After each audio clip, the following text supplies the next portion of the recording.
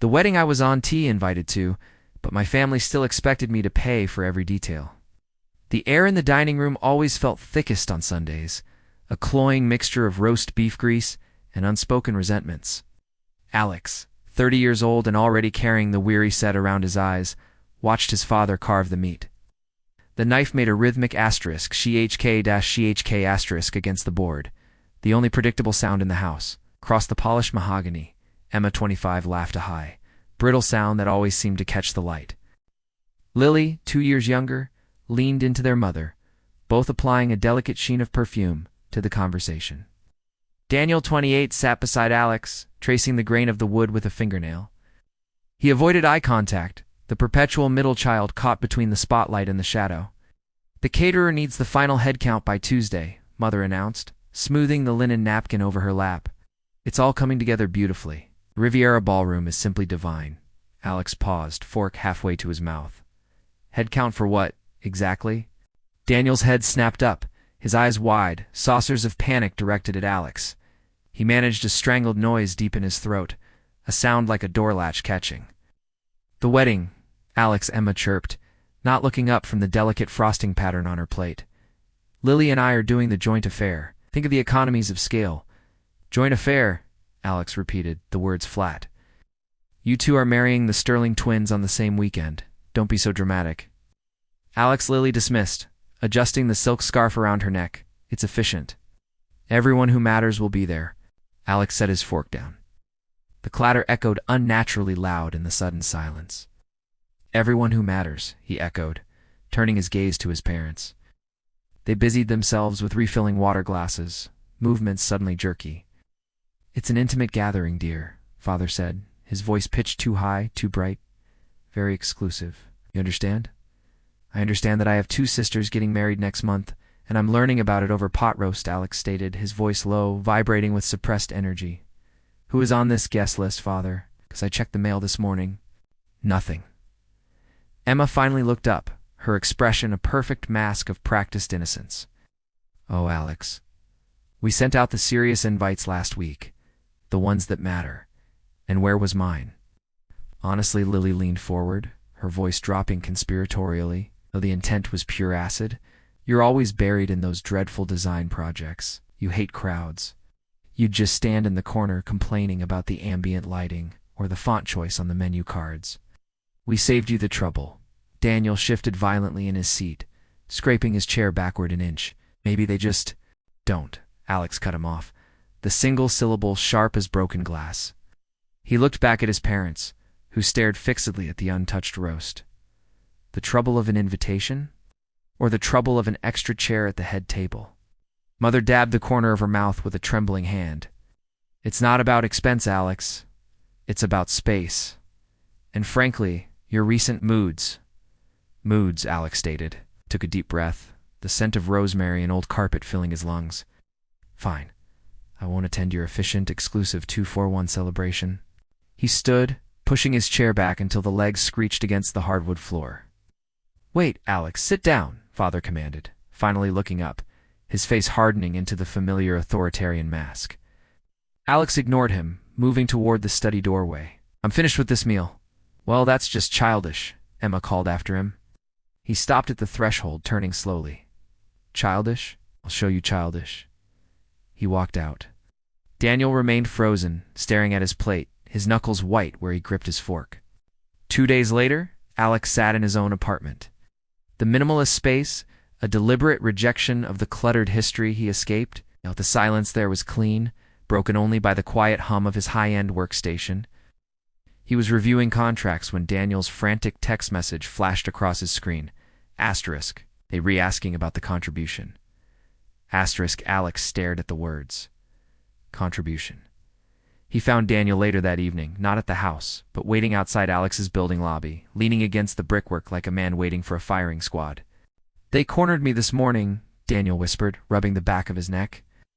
Mom and Dad, they want $5,000 each. For the reception deposits. Said it's only fair, since we're the sons.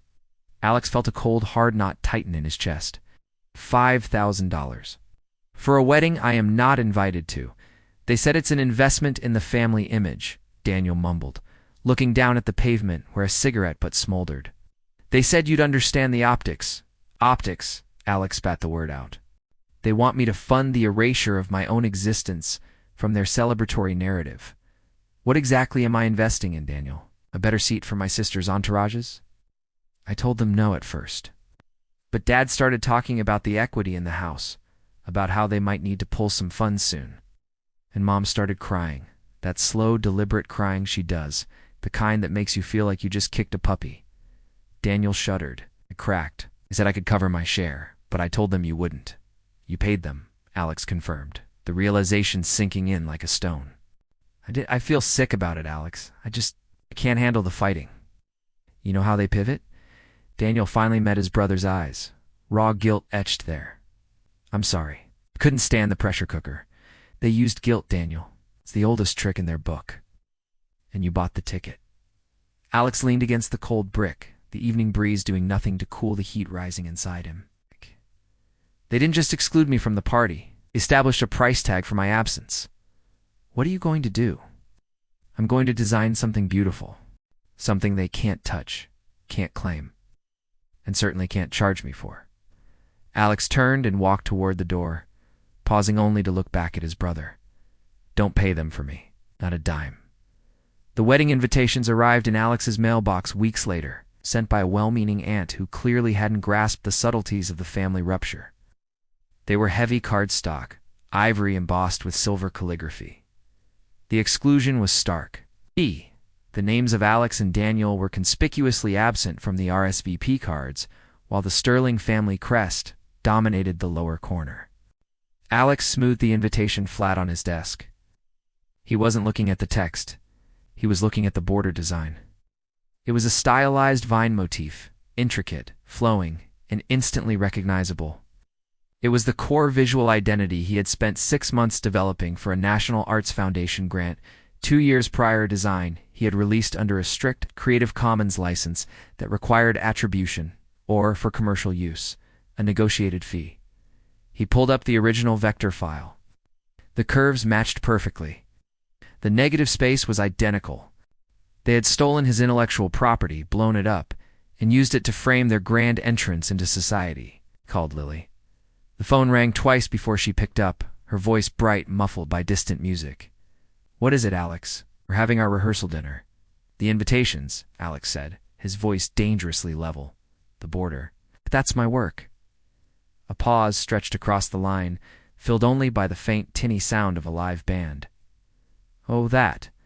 Lily's tone shifted from rush to bored. The one with the curly bits. The one I created. The one you didn't ask permission to use. The one you didn't credit. We used it because it looked expensive, she admitted, without apology. It really elevates the whole piece. You should be flattered. Flattered. You cut me out of the guest list, and now you're stealing my labor for your bespoke stationery. Don't be obtuse, Alex. We're family. Family shares. You're a designer. I have a million of those floating around.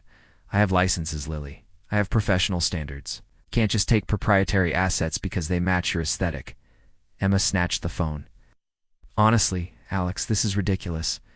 We're about to be married into a dynasty, and you're haggling over some dusty old template? Send us an invoice if it'll make you feel better. But don't make a scene on our big weekend. An invoice, Alex repeated, a dry, hollow sound escaping him. You want to pay for the theft of work you didn't even think to credit to the person you intentionally excluded? We family, you should be honored that your little doodles made it onto something this important, Emma snapped. Then, with a finality that cracked the connection, she hung up. Alex stared at the phone, the vibrant, stolen vine design swimming before his eyes. He felt a profound, chilling clarity. This wasn't about money or invitation etiquette. This was about erasure, followed by appropriation. They saw him as a utility, not a person. He did not send an invoice. He simply archived the entire interaction, labeling the folder. Asterisk entitlement documented. Asterisk 10 years passed.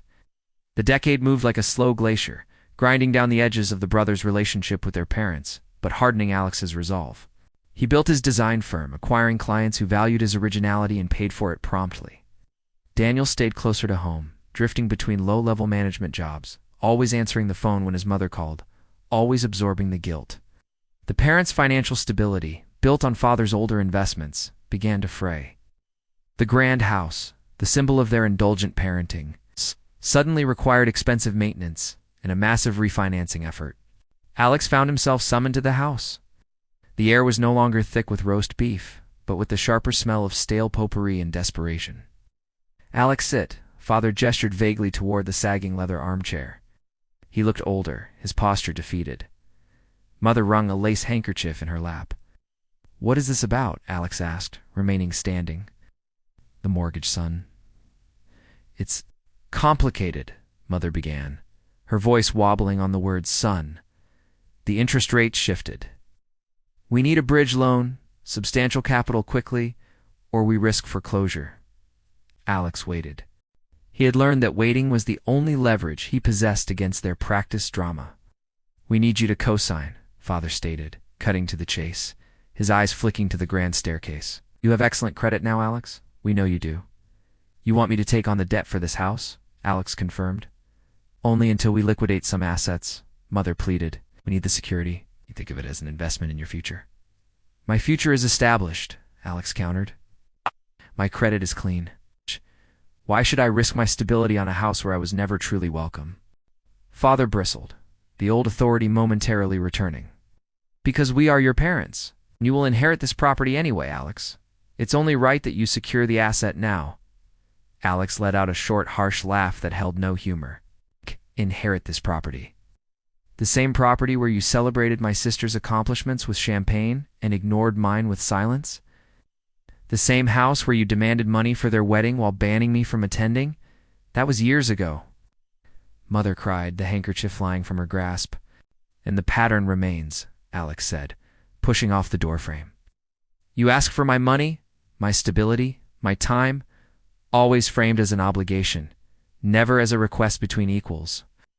You want me to secure the house because you believe I owe you repayment for the oxygen I breathed growing up? You are being utterly selfish," Father spat. "We gave you everything." "You gave Emma and Lily everything," Alex corrected him, his voice ringing clear in the cavernous hall. "You gave Daniel guilt, gave me neglect, thinly veiled by the expectation of dutiful service." He looked directly at his father. "I am not co-signing. I refuse to subsidize your past mismanagement based on a promise of future reward that you have proven time and again you won. Honor." Father's face went the color of ash. He stood, pushing his chair back with violent force. "You insolent boy. You think you can walk away from your obligations?" "I walked away from disrespect a long time ago," Alex said. "You want security? Call Emma and Lily. They are the inheritors, aren't they? Let them put their names on the line. They are busy with their lives," Mother wailed.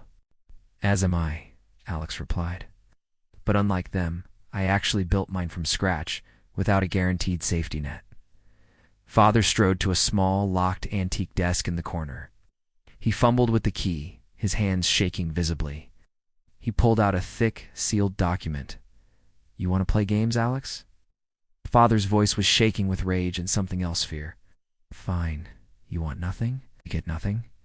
He ripped the seal, pulled out a few pages, and slammed them onto the desk blotter. "This is the revised will, effective immediately.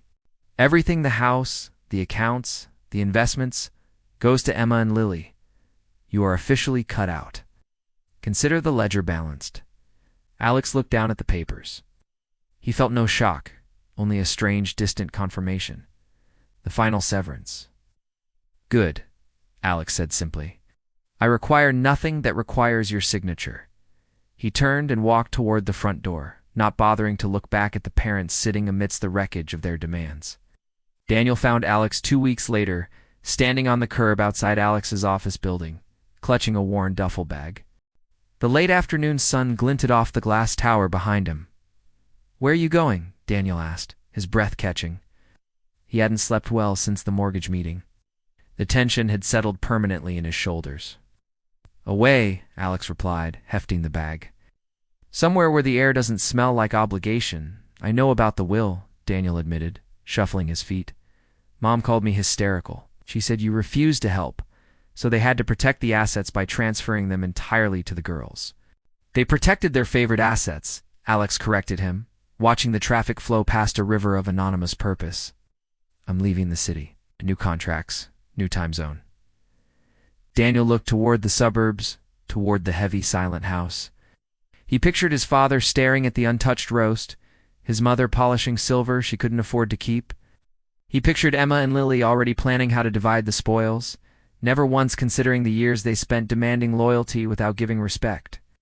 "I can't breathe there anymore, Alex," Daniel confessed, the words tumbling out in a rush. "Every conversation feels like a performance review. I'm failing.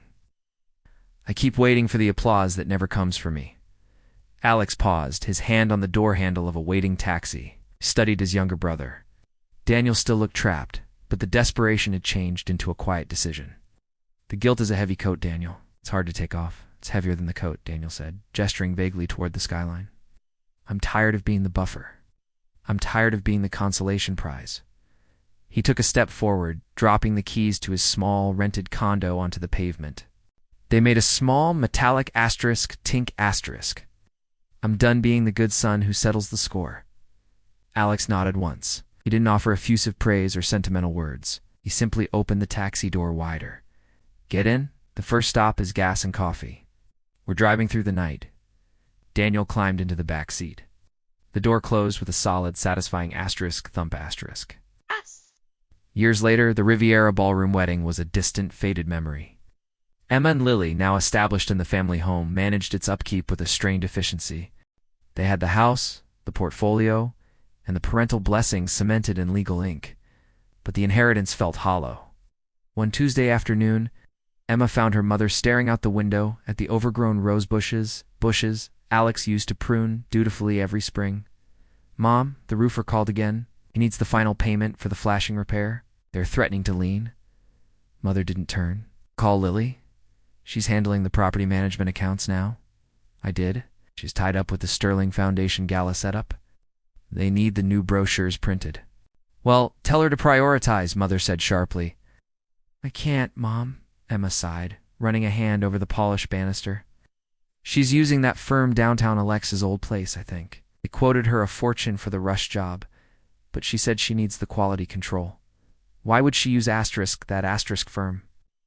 Mother asked, finally turning, a flicker of anxiety in her eyes. "Because they're the best, I suppose," Emma admitted grudgingly. "They're expensive. Lily says they never miss a deadline." Mother looked toward the empty space where Alex's old room used to be now, a pristine guest suite, rarely used. "They never call," Mother whispered, her voice brittle. "Not even on holidays. They're busy, Mom. They made their choices." Emma tried to sound breezy, but the effort cost her.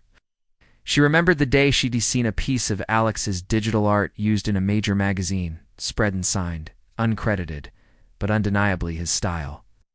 She remembered laughing it off. "Did they ever send that invoice for the wedding stationery?" Father asked, shuffling into the room, his movements stiff. "No," Emma said. "I looked that up once, just out of curiosity. There was no record of any billing from Alex. He just stopped." Silence settled again, deeper this time, suffocating beneath the weight of the inherited possessions. They had secured the gold, the legacy, the physical structure of their stability.